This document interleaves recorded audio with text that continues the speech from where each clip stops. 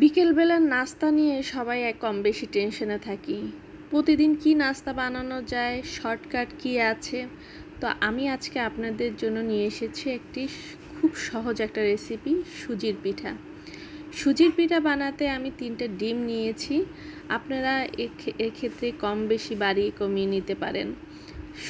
ডিম 3টি ফেটিয়ে নিচ্ছি সুন্দর করে। এর ভিতরে আমি দিয়ে দেব 1 কাপ সুজি।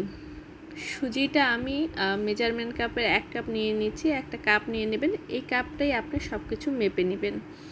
এরপরে সুন্দর করে সুজিটা ঢেলে দিচ্ছি এবং খুব আলতো হাতে এটাকে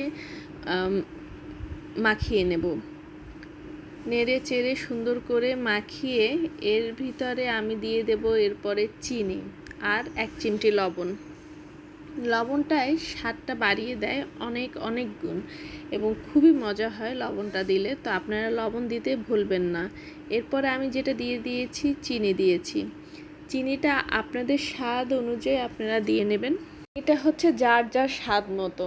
আপনারা যদি এর থেকেও বাড়িয়ে দিতে চান বাড়িয়ে দেবেন। আমি 1 কাপ দিয়েছি আমার টেস্ট অনুযায়ী। যারা বেশি চিনি খায় তারা বেশি চিনি খাবে, আর যারা কম চিনি খায় তারা কম চিনি দিবে। এরপরে চিনিটা ভালো করে নেড়ে মিশিয়ে আমি এটাকে রেখে দেব, কারণ হচ্ছে চিনিটা পানি ছেড়ে দেবে এবং সুজিটাও একটু ফুলে উঠবে এজন্য। এরপরে আমি এটাকে 1 থেকে 2 ঘন্টার জন্য রেখে দেব। আপনারা চাইলে আরও বেশি রাখতে পারেন, তাহলে খুব ভালো হবে। এই যে দেখতেই পাচ্ছেন 2 ঘন্টা পরে আমার এটার লুক এরকম হয়েছে।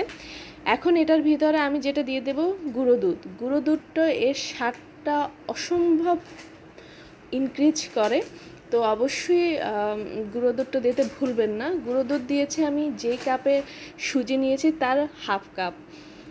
এরপরে গুঁড়ো দুধটা সুন্দর করে আমি মিশিয়ে নেব আলতো হাতে এবং দেখতে হবে এতে তাড়াহুড়ো করা যাবে না, খুব আস্তে আস্তে আস্তে ধীরে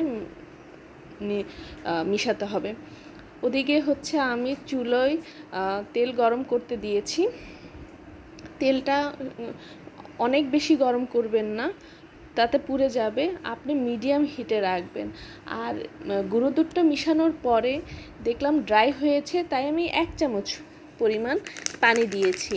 এটা আপনি দিতে পারেন যদি ড্রাই হয়, তবে বেশি দেওয়া যাবে না, এটা মাথায় রাখতে হবে।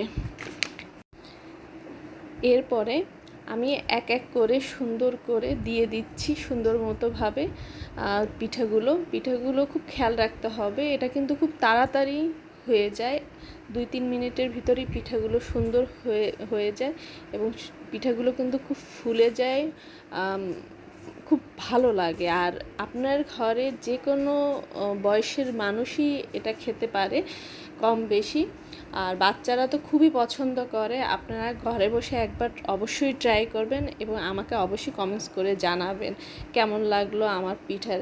আর এই হচ্ছে আমার পিঠার ফাইনাল লুক।